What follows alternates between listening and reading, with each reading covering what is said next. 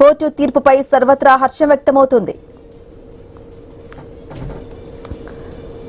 జగిత్యాలలో గడువు ముగిసిన ఐస్ క్రీంలు కలకలం రేపాయి. పట్టణంలోని కరీంనగర్ డైరీ పాల కేంద్రంలో ఫుడ్ సేఫ్టీ అధికారుల తనిఖీల్లో ఏకంగా 600 ఎక్స్పైర్డ్ ఐస్ క్రీమ్స్ లభించాయి.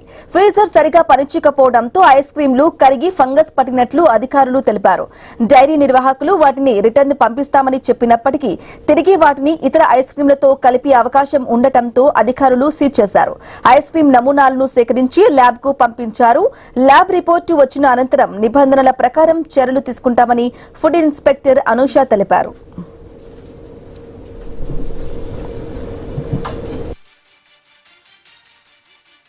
ఇక్కడ ఐస్ క్రీమ్స్ అనేటివి April date with in 6 months ఉన్నా కూడా అన్ని పంజన్ స్మెల్, చాలా ఫౌల్ స్మెల్ వచ్చినట్టు మేము గమనించాము.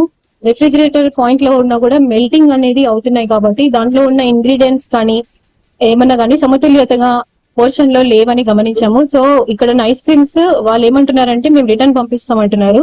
అలాంటి జరిగి మళ్ళీ ఎక్కడ మిక్స్ అయ్యి మళ్ళీ కస్టమర్స్ కి రాకుండా కంప్లీట్ గా ఇప్పుడు డిస్కార్డ్ చేస్తున్నాము. ఆల్మోస్ట్ 600 ఐస్ క్రీమ్ వాటిని మేము డిస్కార్డ్ చేసాము. భువనగిరిలోని బాగాయత్ ప్రభుత్వ